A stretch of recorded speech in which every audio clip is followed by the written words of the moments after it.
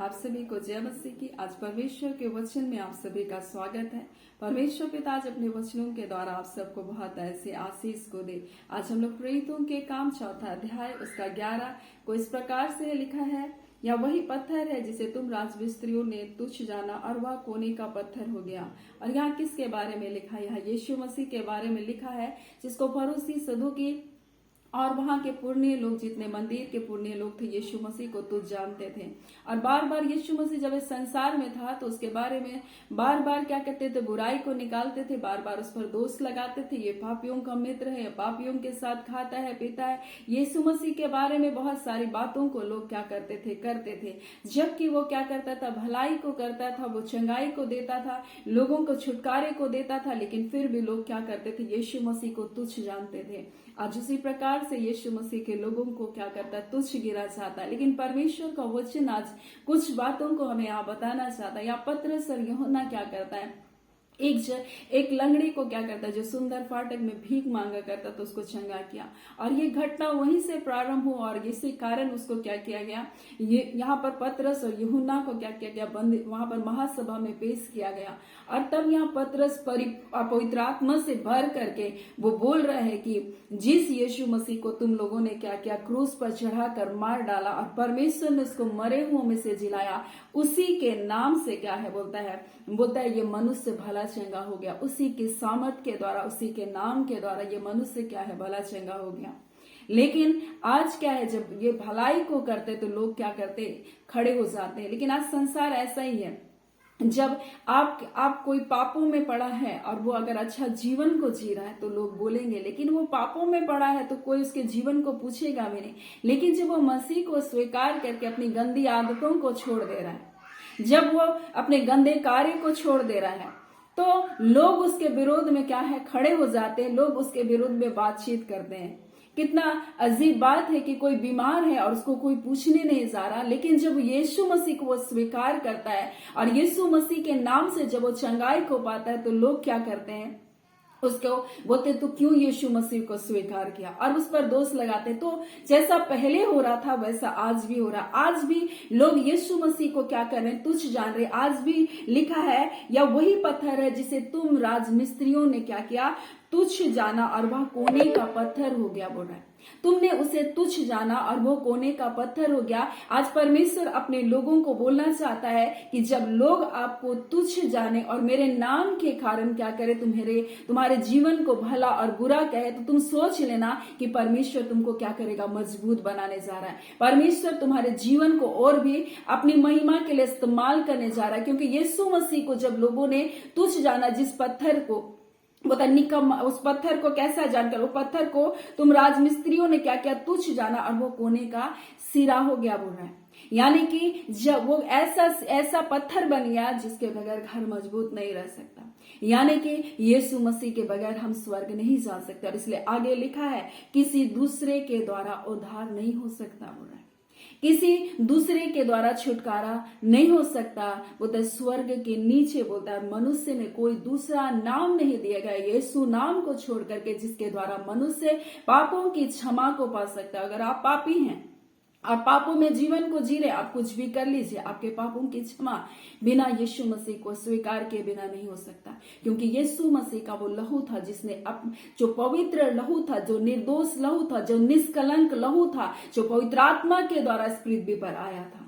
और इसलिए उसका लहू ही आपको पापों की क्षमा को दे सकता है। और लिखा है इसका वचन कि जो कोई उस पर विश्वास करेगा वो नाश नहीं होगा परंतु अनंत जीवन को पाएगा। यानी यीशु मसीह इसलिए आया कि हम नाश ना हो। वो हमको बचाने के लिए आया, हमको छुटकारा देने के लिए आया। उसने कोड़े की मार इसलिए सही कि वो आपको चंगाई को दे। लिखा मेरे कोड़े खाने से तुम चंगे हो गए। लेकिन आज क्या करते? यीशु मसीह को बोलते अरे वो तो खुद क्रूस पर चढ़ा हुआ, ऐसा है, वो हमारे लिए क्या करेगा? लेकिन आप नहीं जानते कि यीशु मसीह मर करके जी उठा, वो जिंदा परमेश्वर है। ये जीवित वो चट्टान है जो आपका शरण स्थान और आपका बल है। ये वो मसीह है जिसके द्वारा आप क्या कर सकते? स्वर्ग के राज्य को जा सकते। उसके बगैर स्वर्ग के जाने की क्या है? सिर्फ एक कल्पना है। लेकिन यीशु मसीह ने हमें स्वर्ग ले जाने के लिए संसार में आया।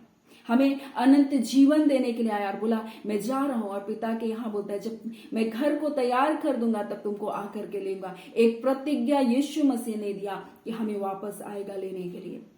और ये प्रतिज्ञा हर एक मनुष्य जाति के लिए दिया गया, किसी जाति विशेष के लिए नहीं दिया गया या किसी लोगों खास के लिए नहीं गया, परंतु सारे संसार के लोगों के लिए दिया गया। लेकिन आज लोग क्या कर रहे हैं, यीशु मसीह को आज भी लोग तुच्छ जान रहे हैं। उन राजमिस्त्रियों की तरह आज भी यीशु मसीह को लोग परख रहे हैं। लेकिन परमेश्वर आज उनसे कहना चाहता है कि उन्होंने परखा था और उन्होंने उद्धार से अपने आप से वंचित हो गया। लेकिन आप जब स्वीकार करते हैं यीशु मसीह आपके जीवन का वो क्या है, नींव का बोलता है, कोने का वो क्या है जगह, पत्थर बन जाएगा जो आपके जीवन को क्या कर सकता है, मजबूत बना सकता है। आपके जीवन की उस दुर्दशा से जो डावाडोल है, वो दुर्दशा जिसके कारण आप मारे मारे फिर रहे हैं, वो दुर्दशा जो आपके क्या है, बहुत कठिनाइयों से आप अपने जीवन को जी रहे हैं, लेकिन ये वो कोने का पत्थर है जो आपके जीवन को मजबूत कर सकता है। ना सिर्फ इस पृथ्वी में परंतु अनंतकालीन प्रतिज्ञा भी जिसके लिए यीशु मसीह ने दिया कि मैं आऊंगा और तुमको फिर लेकर जाऊंगा। और यीशु मसीह कोई क्रूस पर चढ़ा हुआ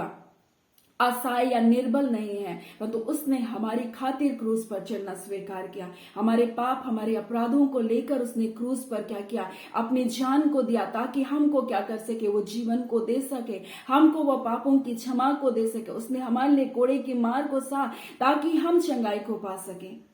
उसने हमारे लिए कांटों का मुकुट इसलिए धारण किया ताकि हमारे सारे उन पापों को, उन गलतियों को, उन गलत विचारों की सजा उसने सही। हमारे हाथों के गंदे कामों के लिए उसने अपने हाथों में किलों से छिदवाया। उसने हमारे गलत मार्गों के लिए उसने अपने पांवों में किल से छिदवाया। उसने अपने शरीर का एक एक कतरा लहू हमारे लिए इसलिए बहाया ताकि हम छुटकारे को पाए।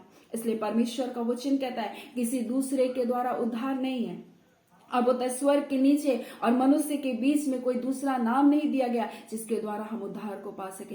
परंतु आज यीशु मसीह को लोग जो तुच्छ जानते हैं वो कभी भी उद्धार तक नहीं पहुंचते। उसी प्रकार से परमेश्वर अपने लोगों से भी कहना चाहता है जो सोच रहे हैं कि मुझको तुच्छ गिना जा रहा है, मुझको गाली दिया जा रहा है, मसीह होने के कारण मुझको निंदा किया जा रहा है। लेकिन पौलुस इस बात को जानता था कि वो कौन है और किसका है। आज हमें भी जानना है कि हम यीशु मसीह के हैं और यीशु मसीह ने हमको अपना सहकर्मी बनाया। इसलिए पौलुस बोलता है, पहला कुरिन्थी 6 में इस प्रकार से लिखा है, हम तो परमेश्वर के सहकर्मी हैं और यह समझते हैं कि उसका अनुग्रह जो तुम पर हुआ तुम उसे व्यर्थ ना जाने दो।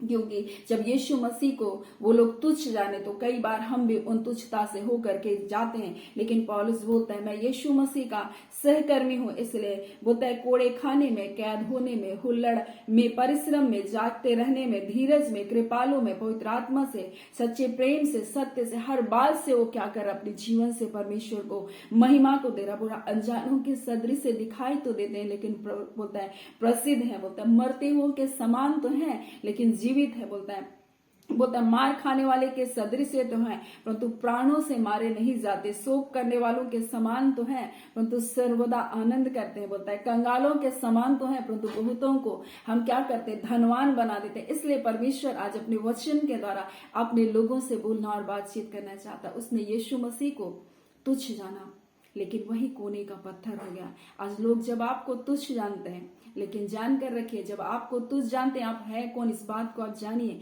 आप परमेश्वर के संतान है, परमेश्वर के बेटे और बेटियां हैं और अपने जीवन के उस कीमत को आप पहचानिए। आप अपने आप में हीन भावना से होकर मत गुजरिए। जैसे मूसा को जिस प्रकार से परमेश्वर ने चुना था और मूसा बोल रहा था मैं बोलने में हकला हूं, मैं भद्दा हूं बोल रहा है। और यहाँ पर हम लोग देखते गिदोन भी वैसे ही सोच रहा था मैं कंगाल हूं बोल रहा है। लेकिन यहाँ पौलुस प्रेरित जानता था कि मैं परमेश्वर का सहकर्मी हूं बोल रहा है। इसलिए मार खाने वाले के जैसा तो हूं लेकिन बहुतों के प्राण को बचा लेता, कंगाल के जैसा हूं लेकिन बहुतों को क्या करता हूं, धनवान बनाता हूं। वो अपने जीवन के उस अंदरूनी ताकत को जानता था, अपनी सामर्थ को जानता था, उस पवित्र आत्मा की ताकत को जानता था। पतरस इस बात को जानता था जब महासभा में उसको पेश किया गया था। वो पवित्र आत्मा से परिपूर्ण होकर इस बात को बोल रहा है, जिस पत्थर को तुम राजमिस्त्रियों ने क्या क्या निकम्मा जाना वही कोने का क्या हो गया, सिरा हो गया।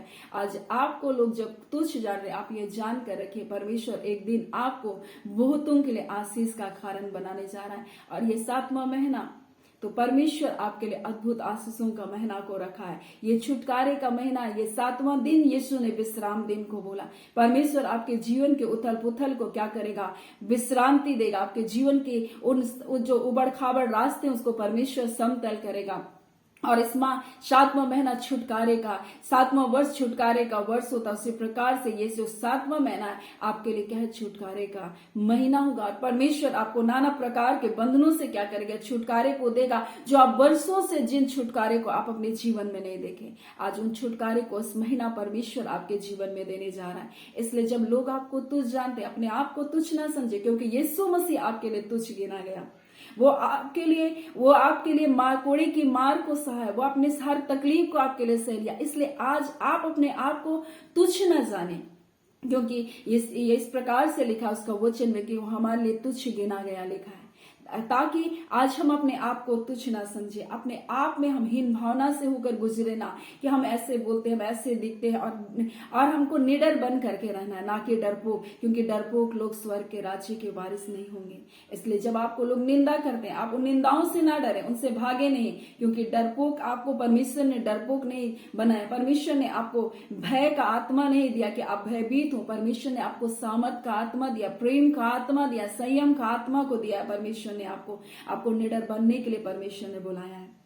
आप जानिए कि आप परमेश्वर के सहकर्मी हैं। इसलिए किसी भी परिस्थिति में जब लोग आपको तुच्छ जानते हैं, आप ये जानकर रखिए कि आपको परमेश्वर क्या करेगा, उसी रीति से आपको एक मजबूत आशीषित जीवन देगा, जिसके लिए यीशु मसीह को तुच्छ तो गिना गया, लेकिन वही कोने का क्या हो गया, सिरा बन गया। और बोलता है किसी दूसरे के द्वारा उद्धार नहीं है, छुटकारा नहीं, सिर्फ यीशु मसीह के द्वारा उद्धार और छुटकारा है। सो परमेश्वर पिता इन वचनों के द्वारा हम सबको बहुत ऐसे आशीष को दे। आइए हम प्रार्थना करेंगे। धन्यवाद देते हैं प्यारे पिता परमेश्वर, प्रभु यीशु के नाम से प्यारे पिता हम आपके निकटता, आपकी हुजूरी में आते हैं। आपके प्रिय लोगों को, आपके संतानों को, आपके बेटे बेटियों को परमेश्वर पिता आपके हाथों में सौंपते हैं। पिता परमेश्वर इस नए महीने की हर एक आशीष, भलाई, जय, छुटकारा यीशु के नाम से पिता आपके बच्चों के जीवन में होने पाए। जिस यीशु के नाम से परमेश्वर पिता प्रभु जी हर वो परमेश्वर पिता परमेश्वर जो रोकने वाली बातें हैं, उलझाने वाले पापों के बंधन है, टूटने पाए। हर एक रुकावट, हर एक रोड़ा जो इनके मार्गों में यीशु के नाम से दूर किया जाने पाए। शैतान के हर एक कार्य को प्रभु यीशु के नाम से हम प्रभु इनके जीवन से कैंसिल करते। उनकी सारी योजनाओं को हम यीशु के नाम से इसी घड़ी प्रभु ध्वस्त करते। इस घड़ी परमेश्वर पिता आपके पवित्र आत्मा की सामर्थ के द्वारा एक एक को परमेश्वर अगुवाई कीजिए प्रभु जी। और पिता अपने स्वर्गीय मददगार को इनके लिए भेजिए प्रभु। जो रास्ते प्रभु बंद है यीशु के नाम से खुलने पाए, शत्रु की सारी युक्ति योजना बांधी जाने पाए। हाँ पिता, इनके परिवारों में आशीष खुले प्रभु, जय और छुटकारे की आत्मा, पवित्र आत्मा आपका सामर्थ कार्य करने पाए। यीशु के नाम से हम जय की घोषणा करते। इस मंथ को दान प्रभु जी हर एक बीमारी से चंगाई पाए, बंधन टूटे, हर प्रकार का डिप्रेशन, अंधकार के सारे कार्य उनके परिवारों से खत्म हो, बच्चे आज्ञाकारी हो परमेश्वर पिता। जिनका विवाह नहीं हुआ प्रभु जी, इस माँ प्रभु जी एक उत्तम परमेश्वर रिश्ता इनके परिवारों में आने पाए। बेटियों के लिए उत्तम वर परमेश्वर पिता, बेटों के लिए उत्तम जीवन साथी यीशु के नाम से मिलने पाए। खुदावन परिवार में जहां अनबन है, लड़ाई और झगड़े, मन मुटाव है, कला है, क्लेश है, पति पत्नी में अलगाव है, यीशु के नाम से एक होने पाए प्रभु। यीशु के नाम में वो सामर्थ्य प्रभु, जैसे पत्रस से कहा तुम ये किसकी सामर्थ्य और किसके नाम से करे, उसने कहा यीशु का नाम। वो यीशु का नाम है जिसके द्वारा उद्धार और मुक्ति है प्रभु। आज यीशु के नाम की हम घोषणा करते हैं इनके परिवारों के लिए। यीशु के नाम के द्वारा प्रभु जी जय छुटकारे को पाने पाए, तमाम प्रकार के बंधन और बंधवाई टूटने पाए। खुदावन परमेश्वर आप बड़ी जय और छुटकारे को अपने लोगों को दे रहे पिता, आपका धन्यवाद। खुदावन परमेश्वर जिन प्रार्थनाओं में जुड़े हैं प्रभु, प्रत्येक के परिवार में आपकी आशीष, शांति आने पाए प्रभु जी, आनंद आने पाए पिता। जितने रुके हुए कार्य यीशु के नाम से होने पाए पिता। जहां पिता परमेश्वर आपके बच्चों को जाना है प्रभु जी, हाँ पिता ट्रांसफर हो रहा है प्रभु जी, खुदावन सही जगह में जाने पाए, उचित जगह में जाने पाए। खुदावन परमेश्वर अगर अच्छी जगह नहीं है प्रभु, आने वाले समय को आप जानते हैं खुदा, तो प्रभु आप अपने लोगों को प्रभु जी सही स्थान में रखें। खुदावन परमेश्वर जब आपके बच्चे जाते और आते हैं, चाहे किसी भी वाहन में होकर प्रभु जो आपके लहू को लगाते प्रभु, हाँ खुदा हर प्रकार के एक्सीडेंट की आत्मा को, अंधकार के सारे कार्य को प्रभु यीशु के नाम से हम बाइंड करते हैं। खुदावन परमेश्वर पिता अपने लोगों को इसी घड़ी छू ले रहे प्रभु जी, और जय और छुटकारे को दे रहे पिता, आपका धन्यवाद। हम सारी आदर महिमा आपको देते हैं आज के दिन के लिए। हर एक भलाई सुरक्षा जो आपने अपने लोगों को दिया है पिता, आपका धन्यवाद। आपके दूतों सरदूतों की छावनी में जो अपने लोगों को रखा है पिता, आपका धन्यवाद। प्रार्थना में यीशु के नाम से मांगते हैं, दया सुन अनुग्रह से ग्रहण कर लीजिएगा, आमीन। परमेश्वर पिता आप सबको बहुत ऐसी आशीष को दे। आमीन।